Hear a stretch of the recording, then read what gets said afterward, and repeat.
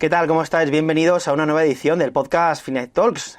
Hace unos meses hablamos del tema del crowdlending y esta vez queríamos profundizar un poquito más, pero hablando de crowdlending inmobiliario. ¿En qué consiste? ¿Cómo funciona? ¿Cuáles son los proyectos? Es otra manera de invertir en inmobiliario y, por supuesto, vamos a hablar un poquito de cómo está el mercado inmobiliario. Y luego vamos a hacer todo esto con Íñigo Torroba, que es CEO de Cibisland. Íñigo, ¿qué tal estás? ¿Qué tal? Encantado de estar aquí, Antonio. Muchas gracias. Bueno, antes de nada, como siempre solemos preguntar, ¿quién es Íñigo Torroba? ¿Cuál es tu experiencia? Bueno, pues Íñigo Torroba es una persona que terminó la carrera empresarial, pues yo te diría que en uno de los peores años de la crisis, en 2011, y ahí por circunstancias del destino, suerte o como lo quieras llamar, pues acabé en el sector inmobiliario. Mi primer trabajo fue en una consultora inmobiliaria que se llamaba Aguirre Newman, y a partir de ahí pues fui pasando durante los 13 años de experiencia que tengo por distintas fases o distintas funciones dentro de lo que es el sector inmobiliario. Bueno, pues pasando por eso, por consultoría, luego estuve en Deloitte unos cuantos años haciendo análisis más financieros, y acabé en 2019 en el mundo del crowdfunding. La verdad es que haciendo una apuesta personal muy potente por el sector, y bueno, pues 5 años después aquí estoy en Cibislen, ¿eh? Genial. Bueno, ahora hablaremos un poquito más sobre el proyecto de Cibisline y demás. Antes de ir con la entrevista, os recuerdo, eso sí, que lo que hablemos aquí no es ningún tipo de recomendación de inversión, que inversión contiene riesgos y rentabilidades pasadas no garantizan futuras. Ya lo sabéis de memoria, pero yo lo recuerdo por si acaso. También os recuerdo, eso sí, dejaros un like y ya sabéis que nos ayuda muchísimo a seguir difundiendo contenido financiero como este tan útil. Voy a empezar, Íñigo, si te parece, preguntándote un poco por el inmobiliario en general, por el Estado, porque en el imaginario colectivo está como esta sensación de que esto tiene que reventar por algún lado porque la escalada de precios es insostenible, pero por otro lado también está la otra sensación que invertir en ladrillo, invierte en ladrillo que siempre sube. Entonces, esa dualidad de la sociedad española que tenemos ahora mismo es un poco extraña, ¿no? Bueno, lo del que tiene que reventarlo, yo lo llevo escuchando desde antes del COVID, ¿no? O sea, al final parece que somos un país de agoreros y que de alguna manera siempre queremos lo peor. Y yo creo que no es así. O sea, ya desde antes del COVID se oía, oye, esto es insostenible, los precios están por las nubes, esto no puede ser, etcétera. Vino el COVID y post-COVID parecía que se iba a acabar el mundo y que nos íbamos a ir todos al paro y que bueno, pues eso, que iba a haber una crisis brutal, y la realidad es que no, la realidad es que España ha seguido creciendo, el sector inmobiliario ha seguido creciendo y bueno, el tema de la subida de precios no es más que una simple cuestión de oferta y demanda. O sea, al final estamos hablando sobre todo específicamente del sector residencial, que es el que más yo conozco y en el que más cerca he estado en estos últimos años. O sea, al final, si no hay oferta y hay mucha demanda, los precios suben, esto es así, sobre todo en las principales ciudades, y luego también tenemos que tener en cuenta que todavía no hemos llegado a los precios o a la subida de precios de máximos del anterior ciclo, de antes de 2008. Entonces, eh, si nos comparamos con nuestros principales homónimos, sobre todo en Madrid, con las otras capitales europeas, como pueden ser Londres, París, todavía estamos algo por debajo, o muy por debajo, te diría yo. Y esto es un tema, como está en boca de todos, sobre todo últimamente, de oferta. O sea, hay escasez de oferta, hay mucha demanda. En las grandes capitales de España sigue entrando mucha gente todos los años y tiene que vivir en algún lado. Y si no hay esa oferta de calidad, pues seguirán subiendo los precios. ¿Mm? Esto, claro, la parte de alguien que está buscando piso, pues es un poco más particular y más complicada, eso sí es cierto. Pero claro, también está la otra parte, que es en la que os dediquéis vosotros, que es el tema de la inversión inmobiliaria, que aquí, pues bueno, supongo que estaréis viendo ciertas subidas o ciertas rentabilidades que pueden ir compensando, ¿no? ¿Cómo estás viendo ahora mismo el estado a la hora de invertir en inmobiliario? ¿Crees que también es buen momento o es un momento similar al que hemos vivido en los últimos años? ¿Cómo está ahora mismo? Pues mira, es que dentro de lo que es invertir en inmobiliario hay muchas vertientes. O sea, tú puedes invertir directamente en activos inmobiliarios, tú puedes invertir a través de valores, en acciones, en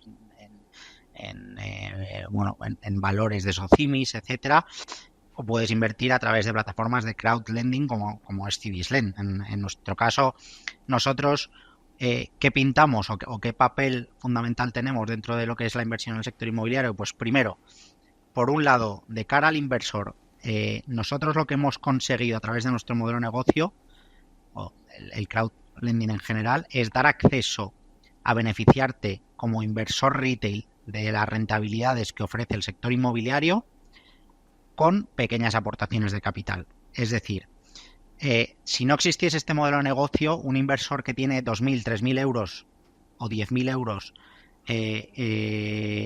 ahorrados y que los quiera poner a trabajar, no podría invertir en un proyecto de promoción residencial en Valdebebas, por ejemplo, que hemos hecho uno, y beneficiarte de rentabilidades del 12-13% anuales. Esto por el lado de la inversión. Por el lado de la promoción, pues al final nosotros somos un solucionador de capital más o un proveedor de capital más de los que existen. España tradicionalmente es un país que se ha financiado a nivel de promoción, sobre todo con la banca. La banca, todos sabemos que cada vez está más restrictiva y cada vez está concediendo menos crédito al promotor por circunstancias macro y por circunstancias de la propia regulación que tenemos en España, y aquí surgen nuevas fuentes de financiación alternativa, y una de ellas es las plataformas de financiación participativa o crowdfundings, como somos en Cibislen, que somos un proveedor de financiación más para dar viabilidad a todos esos proyectos. Y aquí, de alguna manera, lo que estamos haciendo es aportar nuestro granito de arena a hacer que la oferta, o a desarrollar más oferta, para que podamos nivelar ese desajuste que hay en precios. ¿Cómo funciona exactamente? Ya lo comentamos hace unas semanas en el podcast, seguro quien estuviera atento pues más o menos se ha quedado con la idea de que es crowdlending, pero ¿cómo funciona a nivel en el sector inmobiliario esto? O sea, básicamente es como mucha gente juntándose para poner un dinero e invertir en bienes inmuebles, ¿no? Viene a ser un poco el resumen rápido. Sí, o sea, lo has explicado muy bien, Antonio. O sea, al final esto se lleva haciendo a menor escala toda la vida prácticamente. Es juntarnos 10 amigos, aportar cada uno X, hacer una bolsita de capital lo suficientemente alta para poder comprar una vivienda y ponerla en alquiler, por ejemplo. Pues esto es lo mismo, pero a gran escala. En vez de 10 amigos, nos juntamos 1.000 personas, aportamos en Cibislen, aportamos capital con aportaciones mínimas desde 250 euros, se crea una bolsa de dinero y esa bolsa de dinero se le presta a un promotor a un plazo determinado a cambio de un tipo de interés al final del préstamo. O sea, el proceso básicamente es muy sencillo a la hora de invertir. O sea, es como comprar. Nosotros somos un marketplace en el que por un lado tenemos la oportunidad o el producto, que pudiesen ser zapatos en otro ejemplo, y por el otro lado tenemos los clientes, o en nuestro caso inversores, que compran esos zapatos a través de nuestro marketplace. O sea, nosotros, es importante decir que nosotros no somos asesores ni damos consejos de inversión. Nosotros simplemente somos un marketplace en el que a través de la tecnología hacemos posible que cualquiera pueda invertir aportando pequeñas cantidades de capital en el sector inmobiliario. O sea, en vuestro caso es más proyectos inmobiliarios completos, ¿no? No sería tanto pisos. ¿Qué tipo de proyectos inmobiliarios suelen buscar financiación a través de crowdlending? O sea, dame algún ejemplo de cosas que, por ejemplo, tengáis por la plataforma para que la gente sepa un poco en qué estaría invirtiendo. Pues mira, o sea, principalmente el 90% de nuestra cartera es promoción residencial, o sea, es decir, dejamos dinero, prestamos dinero a promotores para sus desarrollos de proyectos residenciales para luego venderlos, para vender pisos, y luego tenemos una pequeña cartera residual de otros activos, como pudiese ser, pues por ejemplo, hemos financiado en Cádiz una residencia de estudiantes al lado de la universidad. Hemos financiado en Valdebebas con Inmobiliaria Espacio un co-living o flex living para alquiler flexible de media estancia. Hemos financiado 15 apartamentos de alquiler turístico en Menorca. O sea, al final, lo que nosotros hacemos básicamente es que el propio promotor, a través de nuestro capital, pueda darle viabilidad a su proyecto dentro de lo que es el sector inmobiliario. Ya puede ser residencial, que es el principal uso, puede ser una oficina, puede ser una nave industrial o puede ser un co-living o cualquier otro uso dentro del mercado inmobiliario. Siempre y cuando la inversión sea a relativamente corto plazo. Es decir, nosotros no prestamos dinero a más de 24 o 30 meses. El plazo medio que tenemos más o menos de los proyectos, tenemos ya más de 65 proyectos financiados y más o menos la cartera está en unos 16 meses de media. O sea, 16 meses de media, ¿qué sería? O sea, ahora mismo por entenderlo, alguien que... El plazo de inversión. Vale. El plazo de inversión, o sea, es decir, al final el préstamo, lo bueno de entrar vía préstamo es que tú tienes un plazo definido ya de antemano. No es lo mismo que entrar en el capital y creerte un plan de negocio que se pueda alargar o puede devolverse antes el dinero. En el caso del préstamo, tú concedes un préstamo a 12 meses a un tipo de interés y sabes que a los 12 meses el promotor lo devuelve o te impaga. Entonces, cuando hablamos de un plazo medio de nuestra cartera de 16 meses, es que el plazo medio de devolución de todos los proyectos vivos que tenemos está en el entorno de los 16 meses, 14 y 16 meses. Vale, entonces yo, por ejemplo, si invierto en una promoción, ese dinero, a lo mejor el plazo medio sería, se me devolvería ese dinero más los intereses a los 16 meses, más o menos, por entenderlo. Sí, bueno, luego depende de cada proyecto. Por ejemplo, ayer sacamos un proyecto, la semana pasada sacamos un proyecto que era, creo que recordar, a 20 meses, si no me acuerdo mal. O sea, va un poco dependiendo de cada proyecto. Lo bueno es que nosotros, una de las ventajas que tiene invertir en este tipo de plataformas es que te permite diversificar tu dinero de manera, primero, muy rápido y con mucha oferta de producto, porque al final intentamos sacar entre 3, 4 proyectos al mes, con lo cual yo siempre lo que digo, oye, si una persona tiene 10.000 euros, lo suyo es que no meta los 10.000 euros en el primer proyecto, sino que pues diversifique de 1.000 en 1.000, de 2.000 en 2.000 o como él quiera, pero que tenga una cartera de muchos proyectos. Si uno sale mal, pues tienes los otros 9. Tengo entendido que la oferta ahora mismo de vivienda nueva no está muy allá. O sea, no sé si es una percepción personal mía, vamos, yo he visto algunas cosas y entonces, no sé, ¿también lo estáis percibiendo vosotros? O sea, ¿os está costando encontrar más proyectos o más o menos los acabáis encontrando? O sea, ¿cómo está ahora mismo el tema de la oferta?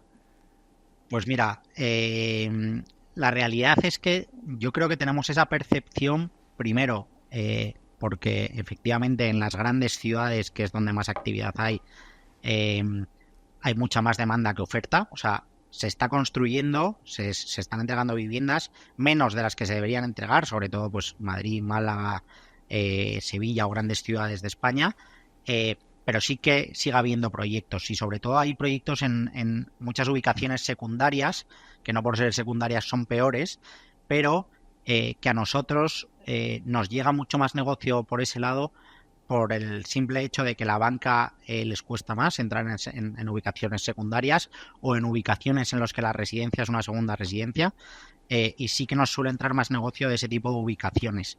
Pero bueno, lo que tú dices de que se está construyendo menos, sobre todo es en las grandes ciudades, y es uno de los principales problemas del alza de precios que está habiendo. Me gustaría hablar un poquito del tema rentabilidades y demás, que ¿cuál es la rentabilidad anual media, más o menos, invirtiendo en ese tipo de proyectos? Por supuesto, siempre recordando que ello no significa que se vaya a obtener automáticamente, o sea que pasadas no garantizan futuras, ya lo sabemos, pero más o menos, ¿qué es lo que se suele ganar en un proyecto medio? Pues mira, nosotros la cartera de proyectos lanzados a financiación en la plataforma de 2023, la rentabilidad media ha sido 10,3 de tipo interés anual, y este año esperamos subirla a 11,3, una cosa así. Pero bueno, esto es como todo. O sea, nosotros sí que podemos hablar de rentabilidad, por lo que te decía, porque son tipos de interés fijos, no varían. Y por eso yo te puedo decir que mi cartera del año pasado, la rentabilidad media es 10,3, y este año estamos intentando subirla un poco más, ¿eh? Yo que siempre intento hacer un poco de abogado del diablo y de defensor del oyente un poco más amarrate y claro, escucha a lo mejor más de un 10% y se le eriza un poco la piel, es como, uy, esto, claro, si tenéis las rentabilidades también tendréis, digo yo, algún riesgo asociado. ¿Cuáles serían los principales riesgos? Supongo que el de impago es el principal, ¿no? Bueno, claro, o sea, aquí el principal, efectivamente, nadie te da una rentabilidad, ninguna inversión te da una rentabilidad de más de un 10% si no hay riesgo, eso está claro.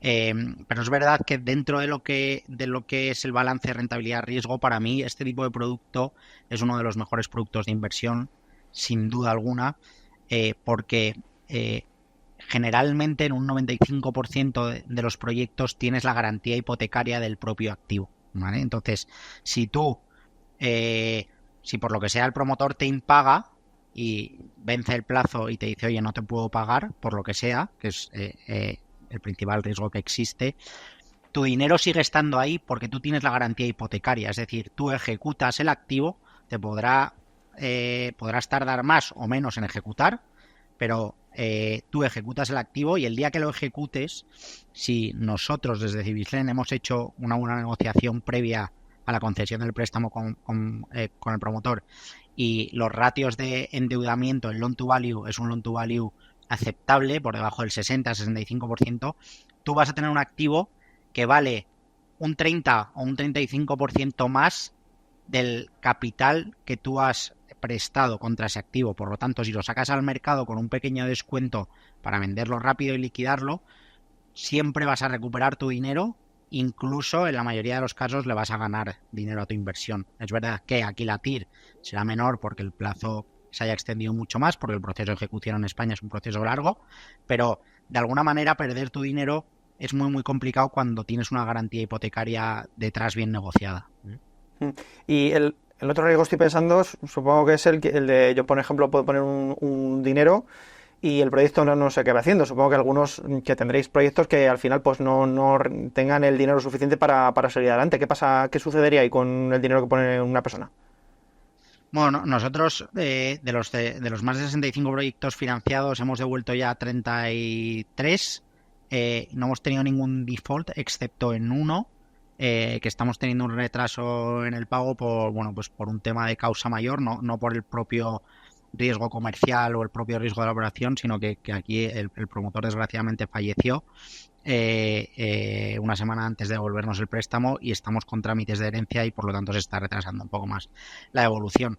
Pero o sea, esto es como todo, lo que comentábamos anteriormente. Si tú inviertes al 10%, lógicamente tiene que haber un riesgo. Aquí la clave es que si existe ese impago, las garantías estén bien atadas. Es el beneficio de invertir bajo una estructura de deuda. Al final, tú aquí siempre tienes garantías, siempre tienes algo detrás que garantiza tu dinero. En cambio, cuando inviertes en equity, las rentabilidades pueden ser algo mayores, no mucho más, en mi opinión, pero no tienes esa garantía. Puedes perder la totalidad de tu dinero sin problema. Bueno, aquí cada uno, dentro de sus niveles de asunción de riesgo, tendrá que valorar qué es lo mejor para él. Para mí, desde luego, el balance entre la rentabilidad y el riesgo que existe en invertir bajo una estructura de deuda es súper atractivo. Y los principales desafíos de vuestro sector, del tema del crowdlending, porque ahora mismo no sé exactamente cómo está, se me ocurre principalmente el regulatorio, o sea, porque no sé si ahora mismo la regulación española lo recoge esto bien, o sea, ¿cómo está esto regulado ahora mismo en España? ¿Cómo se adapta? No, o sea, esto, la regulación de las plataformas de financiación participativa, que es un poco el nombre bajo el que operamos, estuvo regulada por CNMV bajo la Ley 5/2015 de plataformas de financiación participativa y desde el año pasado existe una única ley a nivel europeo. Ha habido que hacer una adaptación a esa nueva normativa europea. Desde Cibislen ya tenemos la licencia para poder operar en Europa y esto básicamente lo que hace es aunar la legislación a nivel europeo y que cada país no tenga su propia legislación local porque al final variaba mucho y no era consistente unos países con otros. Entonces, con la unificación de esta ley lo que permite es, primero, que las plataformas podamos operar en otros países, que yo desde España pueda financiar proyectos en Francia, en Portugal o en Reino Unido, y que inversores extranjeros puedan invertir inversores dentro de la Unión Europea puedan invertir en nuestros proyectos en España, con lo cual es muy beneficioso, y yo creo que dentro de que seguimos teniendo nuestras limitaciones, etcétera, se ha conseguido, o sea, con esta nueva normativa de unificación europea, se ha conseguido dar un paso adelante en todo lo que es tema regulatorio de las plataformas de financiación participativa. Y si tuvieras que pedir una carta a los Reyes Magos, aunque estemos un poco ya alejados de los Reyes Magos, para el tema de regulación, ¿cuál sería? ¿Qué es lo que pedirías a las administraciones? Bueno, yo te diría que hay algo que no entendemos, que es la limitación de ticket máximo que nos ponen. Es decir, nosotros no podemos financiar más de 5 millones de euros. O sea, si un promotor viene y me pide 7 millones de euros, yo solo le puedo dar 5, porque existe una limitación máxima. Entonces, yo la verdad es que eso es una lucha que tenemos, el desvincular el ticket máximo o directamente subirlo a 10 millones. Uh-huh. Por último, ya quería preguntarte, no sé, ¿qué consejos le darías a alguien que está, pues bueno, dice, vale, más o menos me suena bien, me podría interesar esto del crowdlending, inmobiliario y demás? ¿En qué se debe fijar a la hora de invertir en un proyecto? Y supongo que habrá diferentes también inversiones dependiendo de perfiles de riesgo, o dependiendo también, no sé, de cuánto se quiera arriesgar uno, o de cuánto quiera invertir también. No sé, ¿en qué se tiene que fijar a la hora de ver un proyecto? Bueno, yo lo primero que o sea, no soy de dar consejos de inversión. Lo que sí que le podría decir es, oye, que se informe bien de la plataforma con la que va a invertir, es decir, qué track record tiene, qué proyectos ha hecho, con qué tipo de promotores ha trabajado, qué equipo hay detrás de esa plataforma. Y luego, a nivel proyectos, pues lo que he dicho un poco antes, primero que diversifique, que no meta todos los huevos en la misma cesta. Segundo, pues va un poco en línea con lo otro, ya que vea quién es el promotor, qué tipo de proyectos ha hecho, si sabe operar, si ha hecho proyectos similares en su zona, qué márgenes tiene, etcétera.